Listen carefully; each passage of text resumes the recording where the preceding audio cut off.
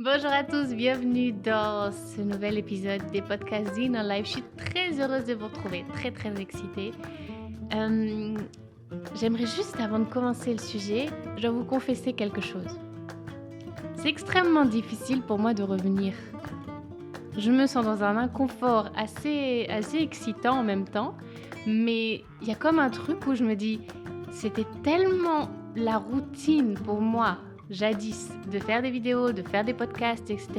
Aujourd'hui, je comprends pas que ça me déstabilise autant et que ce soit aussi challengeant de poser mes fesses sur une chaise, de cadrer correctement, de gérer le micro et on y va mon petit.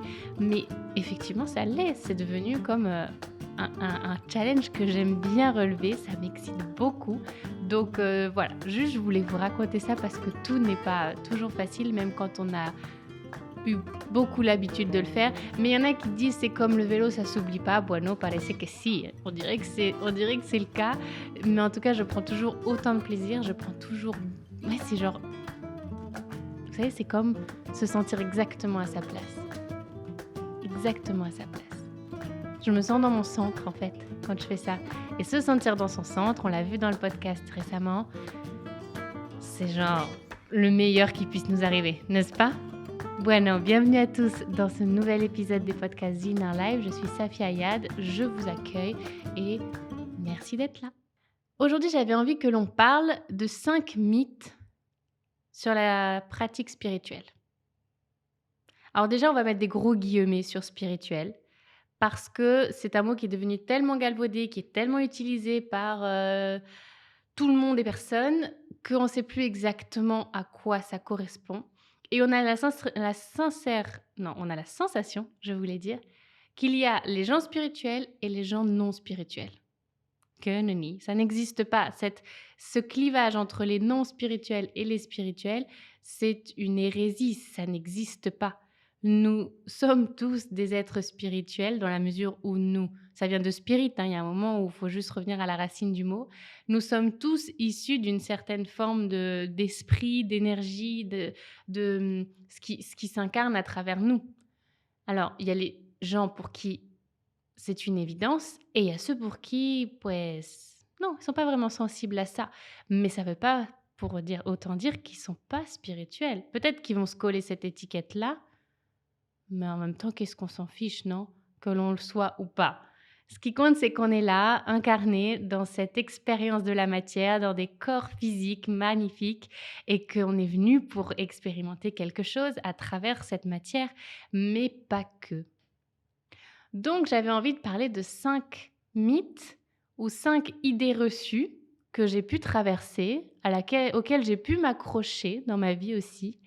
Et j'aimerais juste qu'on les dégomme ensemble de manière à ce que ça clean un peu l'espace, que ça nettoie un peu notre champ et que l'on puisse avancer avec encore plus de sérénité dans cette spiritualité. Vous avez bien compris que c'était un mot à utiliser avec de gros guillemets.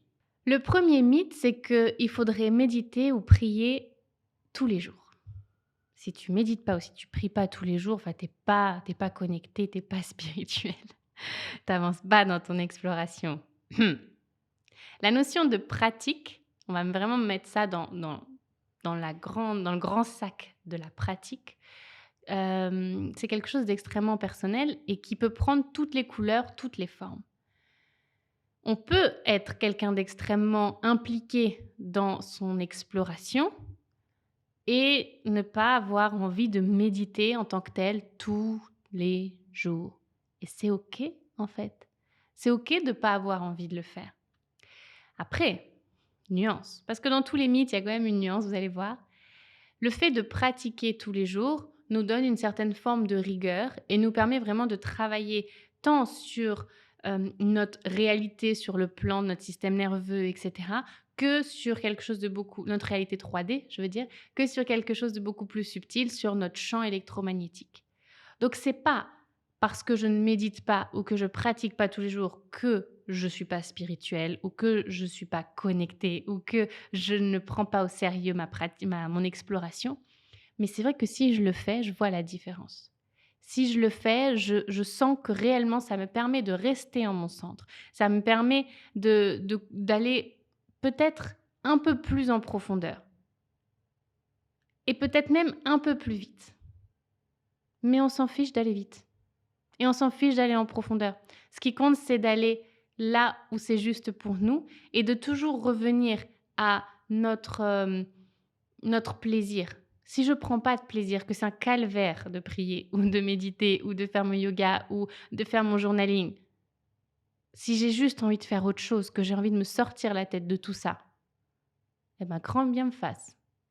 Je dois d'abord respecter ce que je ressens comme étant juste, en étant quand même dans ma toute responsabilité, dans ma toute souveraineté. Je le fais pas, par caprice. «Ah non, j'ai la flemme aujourd'hui, laisse tomber». Non, parce que c'est quand même un cadeau que je me fais.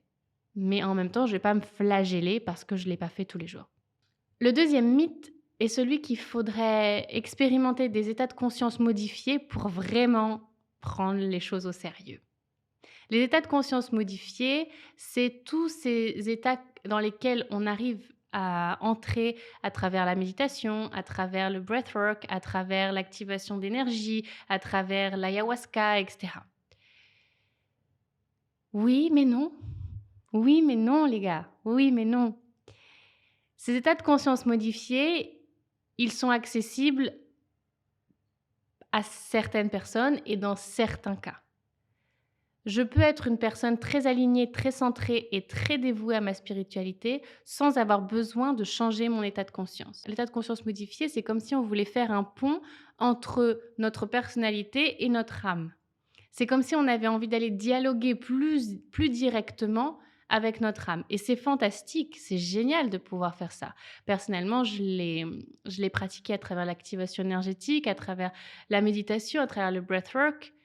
Mais par exemple, j'ai jamais fait d'ayahuasca, j'ai jamais pris de râpé, j'ai jamais pris de champi. Simplement parce que il y a des pratiques qui me semblent me correspondre et il y en a d'autres qui ne m'appellent pas ou ne m'appellent plus. Vous savez peut-être que l'ayahuasca m'a appelée pendant longtemps et aujourd'hui ça m'appelle plus du tout parce que je sais que je peux faire le travail d'une autre manière sans avoir besoin d'ingérer des produits d'une certaine forme toxiques. Ça reste quand même des produits qui pour le corps ne sont pas naturels. C'est pour ça que le niveau de conscience est complètement déformé. Mais j'ai pas besoin d'entrer là-dedans pour être spirituelle. J'ai pas besoin de tout tester pour faire le tour de la question. La spiritualité, c'est quelque chose d'intime. Je peux rester tous les jours de ma vie à juste faire une pratique que j'ai créée moi, mais qui me permet réellement d'être centrée, de me comprendre, de me respecter et de suivre le chemin de mon âme. Et ça sera parfait. Ça sera absolument parfait. Il y a aussi cette idée reçue qu'il faudrait être entouré seulement de gens connectés ou de gens qui s'explorent, de gens spirituels. Moi, j'ai vraiment cherché ça pendant quelques années. J'ai vraiment cherché à ne rencontrer que des gens avec qui je pouvais parler de ces sujets-là de manière courante, comme je te raconte ce que j'ai mangé la veille au soir. Et finalement non. Parce que la richesse de la vie, c'est aussi de pouvoir échanger avec des gens pour qui c'est les crypto-monnaies, le sujet phare. Et ils vont pas du tout te parler de méditation. Alors, il y en a, ils sont capables de te parler de Jésus et de crypto-monnaie en même temps. Moi, j'ai un ami qui fait ça et j'adore ça. J'adore ce grand écart qui est merveilleux. Mais le fait de penser que notre compagnon ou nos amis doivent absolument comprendre ça, c'est prétendre que ce n'est pas complètement intime comme cheminement. Alors que, encore une fois, on parle là d'une intimité, mais vraiment très, très, très profonde. Donc, je devrais n'en avoir rien à faire que mon entourage comprenne ou ne comprenne pas. Parce que c'est quelque chose entre moi et moi. Mon lien ensuite avec les autres peut être coloré et teinté de ces sujets-là si j'ai envie de les apporter et si ça s'ouvre dans la conversation et peut-être que ça permettra à mon entourage de découvrir quelque chose. Combien de personnes ont découvert le yoga ou la méditation parce qu'une autre personne leur en a parlé? Donc il est plus là le modèle, il est plus dans « ok, Je suis en train d'expérimenter quelque chose très intime, de très intime. Et si à un moment, je sens que avec cette personne ou avec dans telle situation, eh bien, j'ai envie d'en parler, merveilleux. En fait, ça me permet de diffuser le message et de peut-être offrir cette ouverture-là à l'autre personne. Tout comme celui qui va me parler de ses crypto-monnaies et peut-être va me donner envie de m'intéresser au sujet ou pas. C'est très personnel encore. Donc, faites la paix avec ça, que vous avez absolument besoin que votre compagnon ou votre compagne comprenne. Non, vous n'avez pas besoin de ça. Vous aurez forcément des amis ou des connaissances avec qui vous pourrez en parler. Mais on n'a pas besoin que ce soit 100% de notre cercle, ni même que la personne la plus proche de nous, c'est-à-dire notre compagnon ou notre compagne, comprenne. Tant qu'il ne juge pas, tout est parfait. Une autre croyance serait celle de penser que pour être spirituel, il faut avoir une alimentation 100% accordée à cette pureté de la spiritualité. Donc avoir une alimentation plus sattvique que tamasique, pour en revenir à l'Ayurveda.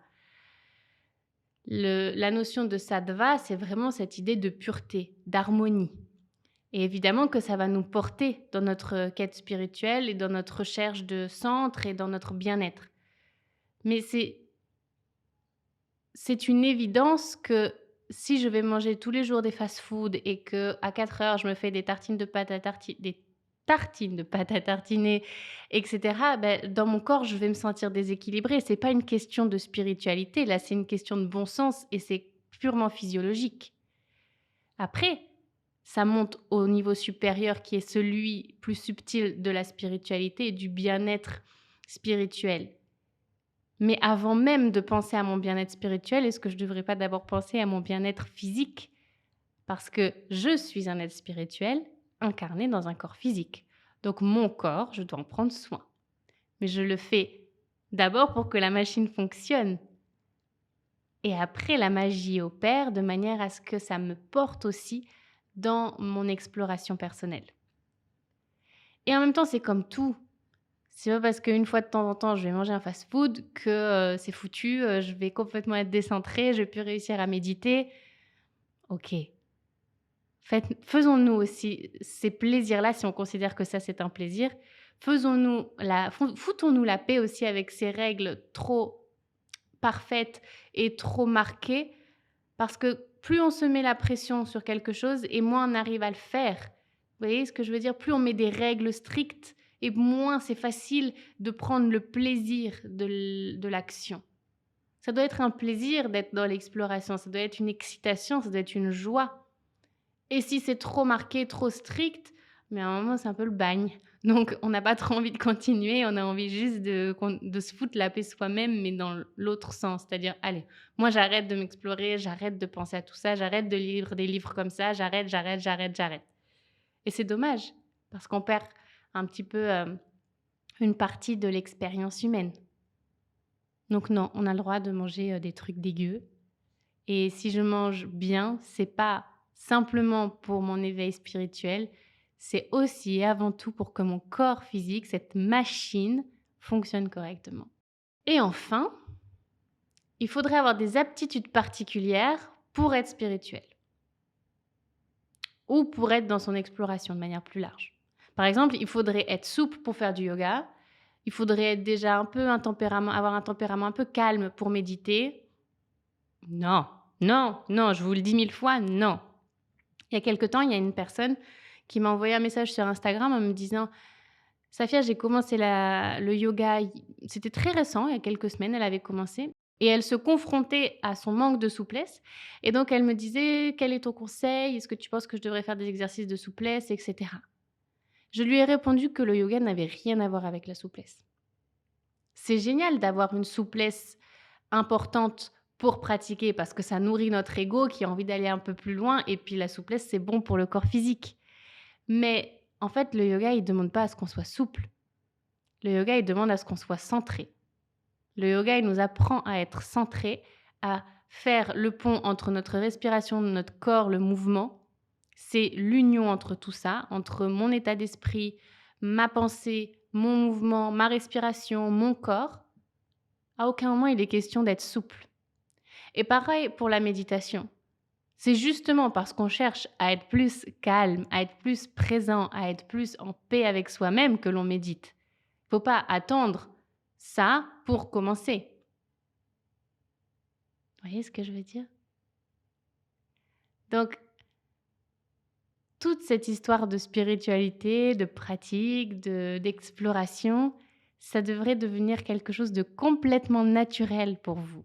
Et ça peut le devenir si vous le désirez, si vous le décidez. On n'a pas besoin de se poser une étiquette de je suis tel ou je suis tel ou je suis tel, on s'en fout. On n'a pas besoin de se poser non plus des règles trop strictes. On a besoin de sentir comment c'est bon pour soi et comment c'est bon pour soi de vivre cette expérience-là. Et il y a toujours une part de nous qui va avoir un peu la flemme de faire les choses et une autre part de nous qui va être un petit peu celle qui va remettre sur les rails. Il faut que les deux, elles dialoguent. Il faut que les deux, elles se mettent d'accord. De manière à ce que si un matin, je suis trop fatiguée pour me lever et faire mes pratiques, eh ben, je me foute la paix. Mais le lendemain, par contre, ça serait bien de se lever pour continuer parce que c'est comme ça que je garde mon centre aussi. Mais c'est un jeu, tout est un jeu. Tout doit être fun et tout doit être excitant. Et même si on souffre à travers cette exploration et à travers cette incarnation, parce que la matière, c'est de la souffrance, ben c'est le jeu en fait. C'est comme ça que je passe les niveaux. Donc je vous souhaite de gagner beaucoup en légèreté, en paix, en dédramatisation de tous ces sujets-là. Ça n'a pas besoin d'être dramatique, ça n'a pas besoin d'être dogmatique, ça a juste besoin d'être ce que vous voulez que ça soit. Et je vous souhaite beaucoup, beaucoup, beaucoup de joie. À très vite.